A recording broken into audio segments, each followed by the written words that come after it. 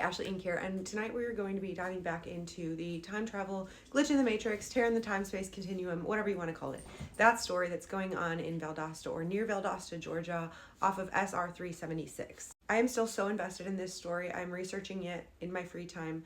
I have continued posting regular spooky scary story content on my TikTok, which is where all the stories originate and where this story originated, but there's a lot of small details and similar stories that are coming through email right now, and I just feel like YouTube is a better place for me to publish this content because these videos will be a little bit longer. If this is your first time being introduced to the story, I highly encourage you to go watch the video that was published right before this. It's called SR 376, Georgia's Time Travel Mystery. But the gist of it is that basically this woman had emailed me saying that she and her siblings experienced a glitch in the matrix or a time glitch back in 2007. And then after I published her story, which was interesting enough on its own, I got an email from a man who claimed that the figure that they encountered at that gas station was his father, who in 1984 claimed that he had encountered time travelers. His father has since passed away. This man has been calling himself John Doe, so we don't know if he's a real person, if he's someone just pulling a rug over all of our eyes. Nobody knows anything, but as we get more emails from him, his story becomes more and more convincing and really does seem to fill in the dots. And we haven't been able to find him out yet if he is a fake person. However, his second email that we got, which was the last one, he did express some concern about being called fake. I guess he has been watching these and seeing the comments, but his reasoning for not wanting to be revealed was basically just that he and his wife both work. He's about 53, 54. And he has a few daughters who are building their own lives. Basically, he just doesn't want to be embarrassed by being attached to a story like this, which I completely understand. He's also coming to terms with the fact that his father was cut out of all of their lives after the night he came home, claiming that he saw time travelers. So there's really a lot to unpack. And then the woman who first sent in this story, her name is Maria. And I've been talking to Maria back and forth over the last few days since this story came out. Her on TikTok and Instagram is weepingangel81, and Maria has been really great about answering all kinds of questions that people have submitted and going through possible tips about where this gas station was and if it really was time travel. She's just been on it. And we've talked a little bit about possibly meeting up. We've talked a little bit about having her on the podcast, but we really want to get to the bottom of it. So in the meantime, we are waiting on a photo from John Doe. He said he was going to get a photo of his father from around the same time, but that it's at a family member's house. So we're waiting for him to email him back. I can't email him back. The way that he has been contacting me has been through the submission form on my website.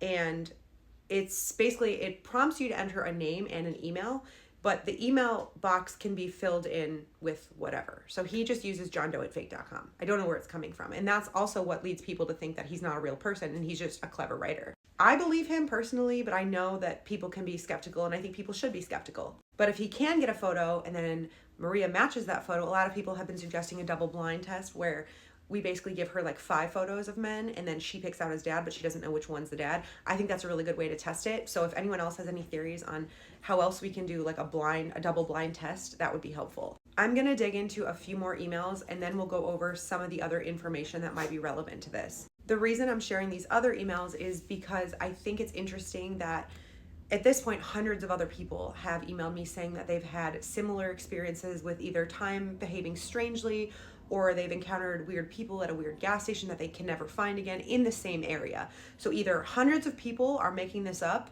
or there really is some kind of tear in the time-space continuum in this area. At the very least, it's just interesting to me to read all of these accounts about spooky things happening in the same area. And maybe I'm missing something. Maybe there's a clue in one of these emails that I haven't picked up on, which is another reason I'm sharing that maybe one of you guys will be able to pick up on something that I'm missing. Some other people have sent in tips about where this gas station was potentially located, and I'll get to that after we read these emails. So this first email, she said, please do not use my real name and information due to children. I'm just going to call her J. That's her first initial. Hi, Ashley. I have some more to add to the gas station story in Georgia. It was 2012. Me, my husband, and our little kids were headed back through Georgia after a trip down to Florida. It was the middle of the night and my baby needed to be changed. We agreed we would pull off to the next exit that said there was a gas station. We had just left the Florida state line not too long ago, and I remember seeing a sign that said Valdosta. Very shortly after, there was a sign for a gas station. It was nothing more than a sign that said gas with an arrow. We took that exit. It seemed really odd to me that the gas station wasn't right up next to the interstate like most are. We drove down a very dark, heavily wooded, single-lane road for what seemed like at least 10 minutes. At many points, we questioned turning around and finding something safer, but the baby was crying uncontrollably at this point. We finally saw the lights ahead and came to the gas station on the right. It looked extremely run down and old, and I made the quick judgment to just change the baby on my seat. There was no one else around, no cars, no people, no noise. That's a similarity. A lot of people are saying this gas station that everyone has referenced has no noise, like no wind, no insects, nothing. It was so incredibly eerie. It was literally just a gas station in the middle of trees and darkness. I've never changed a baby quicker in my life. My husband went in, but I noticed a few seconds later he came right back. He told me to hurry up and grab the baby and shut the door. We needed to leave immediately. I turned around and saw two men behind me. Not far, but not close, and yet close enough I could see their expressions. They were just giving me an odd look. I assumed because I was changing the baby on the car seat. The gas station is... Oh, I'm sorry. I assumed because I was changing the baby on the car seat, and then continued the odd glance looking at the vehicle, from back to front, top to bottom type thing. Just completely perplexed. I couldn't figure out why they would be looking at us like that. The gas station is right off the interstate. I would assume people are coming and going all the time. We both had an incredibly weird feeling there, like we didn't belong. The guy at the counter inside just stared at us through the window as we drove off. Thankfully, we were able to get right back out into the interstate in just a few minutes. To this day, after years of traveling the same route, we have never been able to find that exit. So really the only similarities with this story is that they could never find the gas station again, and there's a weird look. I'm assuming that she's inferring that these people that were looking the car back to front, top to bottom, were looking at it because they thought maybe it didn't belong, like maybe something from the future. But also that could be a reach. That's just where my head is after reading all of these stories. Maybe it was just a you ain't from around here type thing, right? This one's short. It's from someone I'm just going to call M. He's a man. If you can hear noise in the background, that's my husband doing vocal warm-ups. Can't do anything about that. He's down in the basement. Okay, so this one says, subject, time stop, Florida. Message, hi. Huge fan of this series. I just watched the whole series of the Florida time stop, and I've experienced it firsthand as well. My partner and I were making a move from Colorado to Tampa. We were switching back and forth to make the most time. By the time we hit Atlanta, it was dark around 12 a.m. We pulled over to fill up with gas, and I decided I'll keep driving since my partner can't see at night too well. I was about 8 hours into my driving shift. A few hours into Florida, and I simply cannot stay awake, so I pull over to a gas station so my partner can take over. Nothing seems strange about the gas station. I even filled up so we can make the rest of the way. I fall asleep and we wake up to my partner panicking, saying we aren't making any progress. I look at the GPS, and it's as if we never left the gas station. I tell her to pull over so I can take over. I do, and we end up reaching our destination 5 hours later than we were supposed to. Now thinking back to the gas station, there were people there, but dressed very rural and old style of dressing with old rusty cars. I didn't think much of it at all since I'm not from here, but after hearing your story, it all sort of makes sense now as to why we arrived 5 hours late and why my partner and I both felt like we were stuck in the same spot no matter how much we drove. So this one may not be related because this person says that they were in Florida already when they experienced this, but I think it's still worth sharing just because of the stuck in time aspect of this story. This story came from someone named Chris. They said their name, so I assume it's fine if I say it. Good morning, my name is Chris, and I also have a spooky story about Valdosta. In 2007, my ex-husband and I had to travel to Tennessee for legal documents we needed to fix his resident card. On our way to Tennessee, our Tahoe broke down. We managed to get it fixed, and everything was good. We did what we needed to do in Tennessee and headed back to Florida. On the way back, the Tahoe broke down again, but this time in a place that gave us both the spooky vibes. I can't remember the exact place, but I do remember that it was in Valdosta, and that gas station everyone mentions is real. We go in to ask for help and to try to get a hotel for the night. We knew the Tahoe... Oh, this says we stopped to ask for help and to try to get a hotel for the night. We knew the Tahoe could not be fixed that day due to the time. I'm sorry, this one has some typos, so I'm just correcting as I go. The man there pointed to us a mechanic a few roads down and a hotel that would also be in that direction. My ex-husband and I didn't like the way things looked. Everything was so old and dusty. Everything was so silent, no car or people in the area. Once we walked to the hotel, the lady there told us to be careful of our surroundings and that scary things always happen in the area. The hotel had all the windows boarded up, and she said once you're in a room, lock up and do not come out at night. Ooh, I don't like that. I begged my ex-husband to not stay there. Everything was so scary. We walked back to the gas station and asked the man for a phone, to which he gave us an old turn phone. Did I mention our cell phones did not work in that area? They had no signal at all. With what little daylight we had left, we managed to get a U-Haul box truck and thingy, I don't know the name, to pull the Tahoe back to Florida. I didn't want to stay a minute more in the area. He said that a lot of people come and somehow get stuck here and that they would never return home, well, at least in time, as he called it. We managed to get our belongings and gas and leave, but this is where I question myself every day. When we were leaving that area, we had to go past the gas station, but this time the gas station was boarded up and looked like no one had been there for years. My ex-husband and I looked at each other and we both knew something was very wrong with this place. So, that's wild. If this is true, that's wild. We didn't relax until we were in the next town and saw actual cars and people. I never thought anything of it until now and had completely forgotten about it, but hearing the stories in the place triggered my memory about it, and once I told my ex-husband, we said that explains why everything looked so old and out of place. Okay, here's another one. This person I'm going to call B. Subject, same place, similar story to Maria. After listening to Maria and John Doe's stories, I'm so creeped out. My grandmother told me an almost identical story 20 plus years ago. Here's what I remember. My grandparents were riding their motorcycle from Virginia to Arizona. This would have been in the late 70s or early 80s. It was late at night, but not middle of the night. She said they decided to take a shortcut because they needed gas. They were trying to get to the freeway. She said they ended up on this 2-lane highway. I think she said in Georgia, but I'm not 100% sure. She said they were low on gas and came across a gas station. She said that it was run down, and when they got off the motorcycle, this horrible sense of dread came over them. So they got back on the motorcycle and booked it for the freeway. She said they were on that highway for at least 3 hours and kept passing the same gas station. She said it felt like they were in a vacuum and there was no sound at all.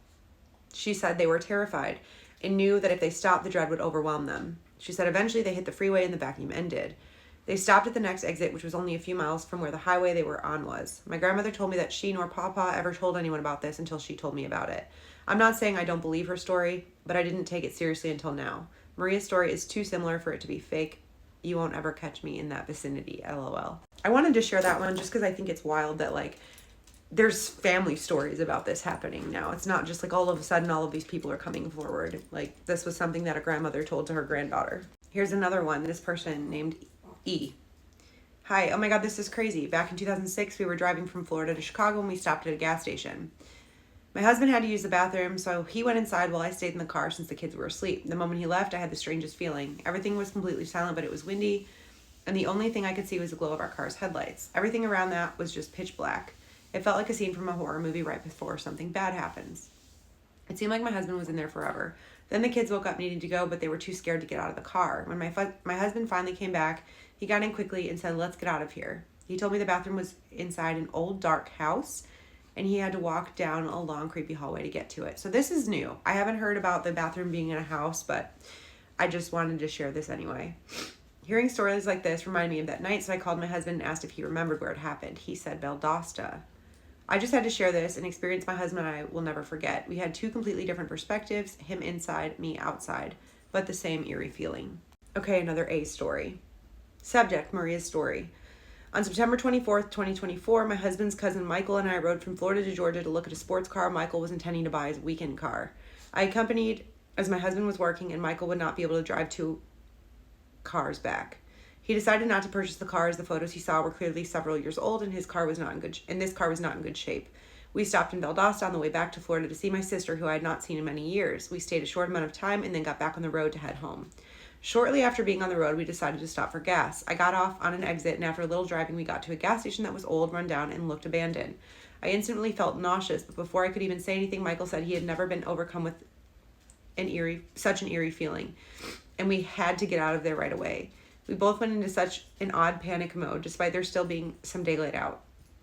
We got back on the highway and got off at another exit. We spoke on how strange and unusual that experience was, but didn't speak about it after that day. When I saw your videos about Maria's story, something in my gut just told me this was the same place.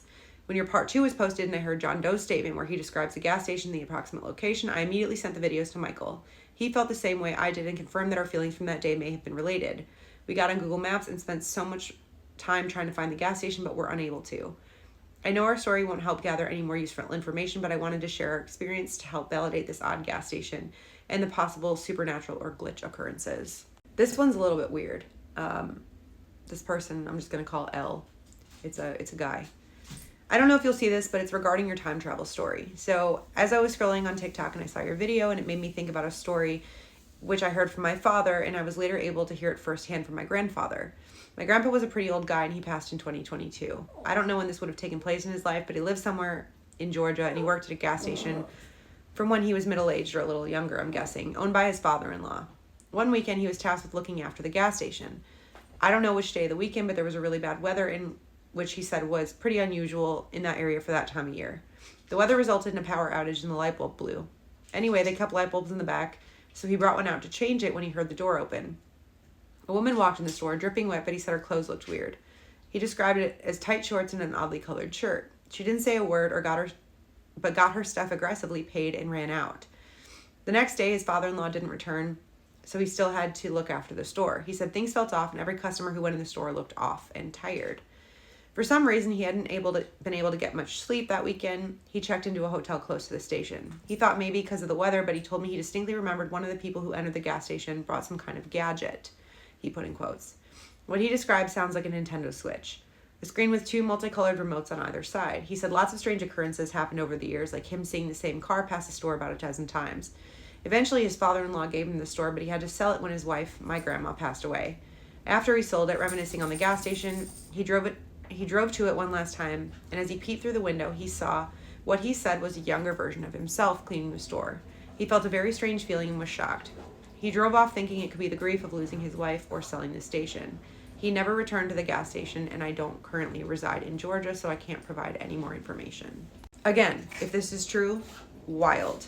And I just want to interject these emails for a minute to say that anytime I post a story, I typically get 1 or 5 emails about similar things that have happened, but I have never gotten so many stories about the same thing. And I don't think that that's because of the success of this video. I've had videos go way more viral than Maria's Glitch in the Matrix story. That's not to say as like, oh, look at me, pat on the back. I'm just saying this video has not done statistically as well as other videos. And I've never experienced anything like this kind of influx of similar stories that have the same theme, same vibes, same feeling of dread.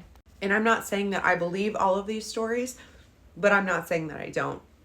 I will say that none of these stories follow a format of AI. A lot of them have misspellings or run-on sentences, just things that are not polished. They seem like stream of consciousness writing. This person sent in a question for Maria or John Doe.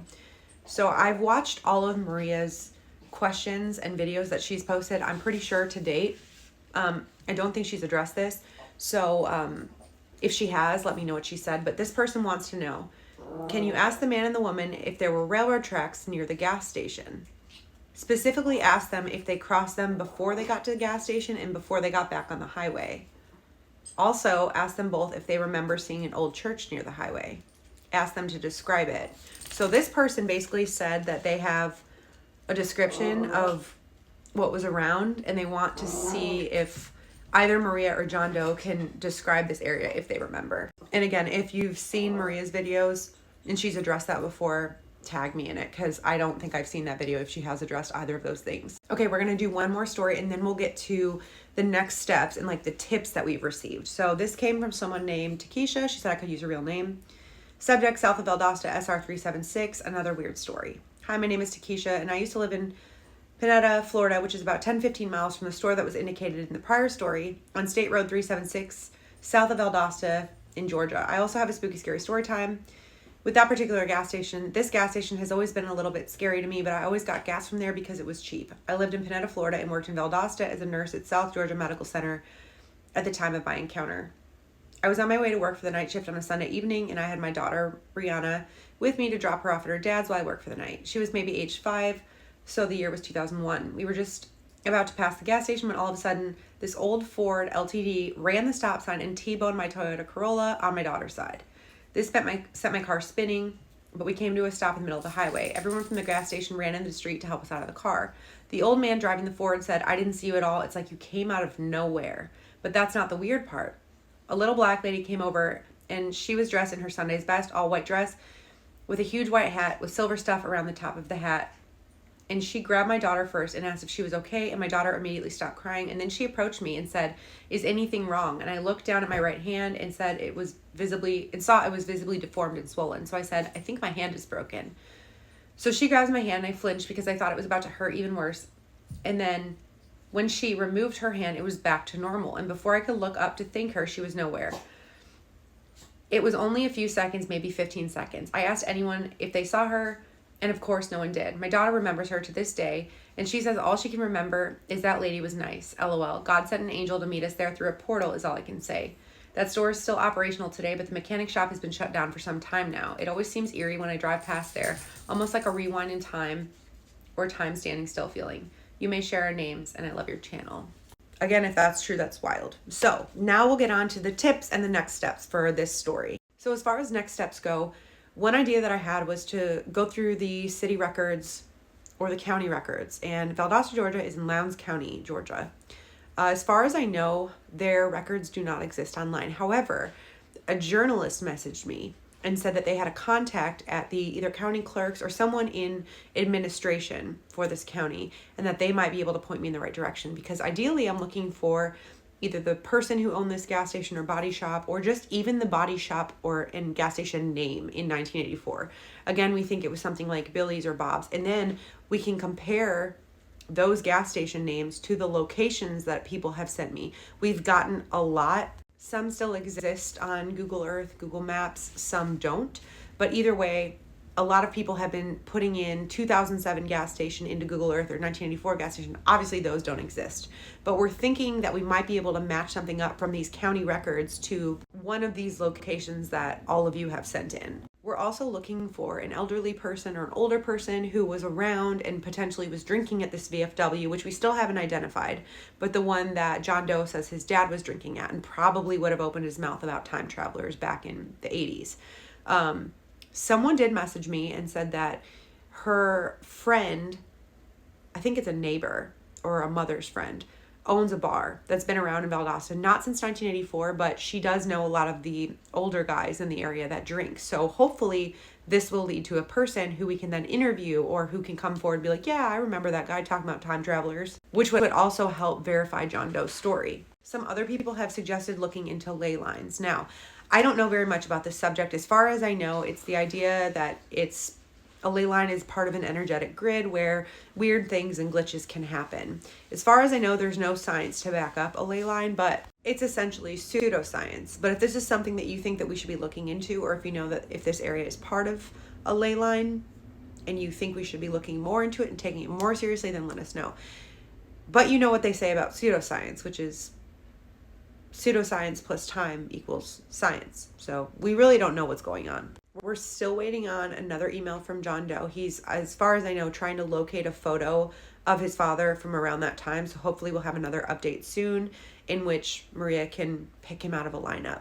If you're still watching and you're still invested in this, I highly encourage you, if you have any parents or grandparents that are part of community groups in or around this area that we're talking about, please have them share these videos, because we're looking for information and we really need like an older person who would have been around in 1984 to come forward, because we need to know someone who knew John Doe's father. I'm going to keep digging. My family and I are a little bit all under the weather. I think there's just like a flu going around.